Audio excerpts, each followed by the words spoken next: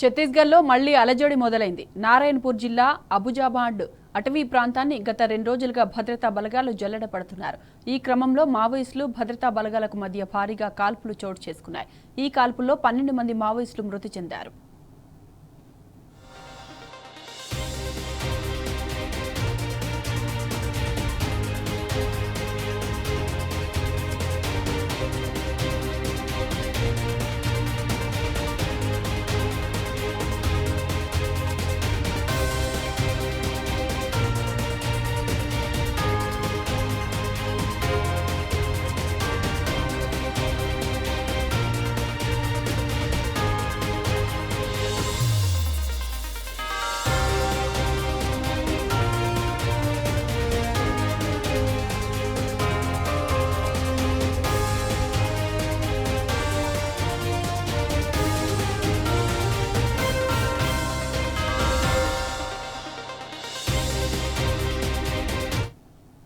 ఇక ఇదే అంశానికి సంబంధించిన పూర్తి డీటెయిల్స్ మా ప్రతినిధి సాంబ శివరావు అందిస్తారు. సాంబా, చెప్పండి, భారీ ఎన్కౌంటర్ కి సంబంధించిన అప్డేట్స్.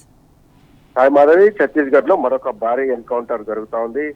నారాయణపూర్ జిల్లా విస్తరించినటువంటి అబుజ్మాడ్ అటవీ ప్రాంతాన్ని 2 రోజుల క్రితం స్వాధీనం చేసుకున్నటువంటి భద్రతా బలగాలు మావోయిస్టుల ఏరువైతే లక్ష్యంగా ముందుకు సాగుతున్నాయి.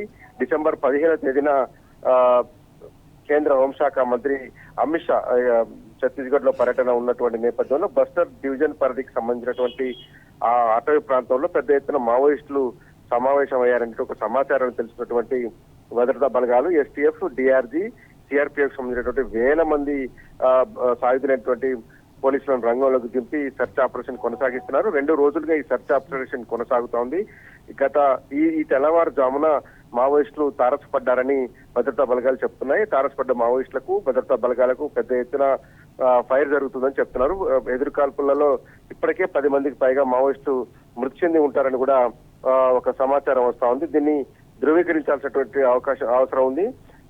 కానీ ఇప్పటి వరకు దాదాపు 300 నుంచి 400 మంది పైగా మావోయిస్టులు అబుజ్మాడ్ అటవీ ప్రాంతంలో ఉన్నారనేటువంటి సమాచారం భద్రతా బలగాల దగ్గర ఉన్నది. దాన్ని కౌంటర్ చేసేందుకే ఈ సమావేశాన్ని అడ్డుకునేందుకు, అట్లాగే ఏరివేతలో భాగంగా 2025 మార్చి నాటికి ఏదైతే ఏరివేస్తామని చెప్పినటువంటి కేంద్ర హోంశాఖ మంత్రి ఇప్పుడు బస్తర్ డివిజన్ లో పర్యటనకు వస్తున్నటువంటి నేపథ్యంలోనే ఈ ఎన్కౌంటర్ జరుగుతున్నట్టు చెప్తున్నారు. నారాయణపూర్, దంతెవాడ, జగదల్పూర్, కొండగావ్ జిల్లాలకు సంబంధించినటువంటి అన్ని దళాలను కూడా ఈ అబుజ్మాడ్ అటవీ ప్రాంతంలో మోహరించారు. దీని టెక్నాలజీని వాడుతున్నారు. డ్రోన్ల సహాయంతో వీరిని లొకేట్ చేస్తున్నారు. దాంతో పాటు శాటిలైట్ ఫోన్లను కూడా యూజ్ చేస్తూ భద్రతా బలగాలు ముందుకు సాగుతున్నాయి. పూర్తి సాంకేతిక పరిజ్ఞానం వినియోగించుకుంటున్నటువంటి భద్రతా బలగాలు ఆచితూచి ముందుకు పోతున్నాయి. ఎందుకంటే అటువైపు కూడా మావోయిస్టుల సంఖ్య కూడా 300-400 మంది ఉన్నట్టుగా చెప్తున్నటువంటి నేపథ్యంలో ఎటువైపు నుంచి దాడి జరిగినా కానీ ఎదుర్కొనేటువంటి రీతిలో భద్రతా బలగాలు ముందుకు సాగుతున్నాయి. ఖచ్చితంగా సాయంత్రం వరకు ఒక భారీ ఎన్కౌంటర్ జరుగుతుందని కూడా భద్రతా బలగాలు చెప్తున్నాయి. భద్రతా బలగాలను చూస్తున్నటువంటి సమాచారం చూస్తే దేశ చరిత్రలో ఇంత పెద్ద ఎన్కౌంటర్ ఎప్పుడు జరగలేదన్నంత స్థాయిలో ఎక్స్చేంజ్ ఆఫ్ ఫైర్ జరుగుతుందని చెప్తున్నారు. అన్ని వైపుల నుంచి మావోయిస్టులను దిగ్బంధించి ఉంచినటువంటి భద్రతా బలగాలు ముందుకు కదులుతున్నటువంటి పరిస్థితి చూస్తే చుట్టుముట్టి వారిని కార్నర్ చేసేటువంటి పరిస్థితి కనపడుతుంది.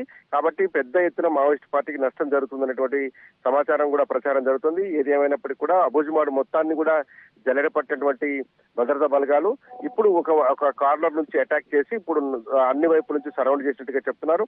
సాయంత్రం వరకు ఎన్కౌంటర్ కొనసాగుతున్నారు. ఇప్పటికే దాదాపుగా చాలా లోపలికి వెళ్లిపోయినటువంటి భద్రతా బలగాలు వెనక్కి అదర్ బలగాలను కూడా మోహరిస్తున్నారు.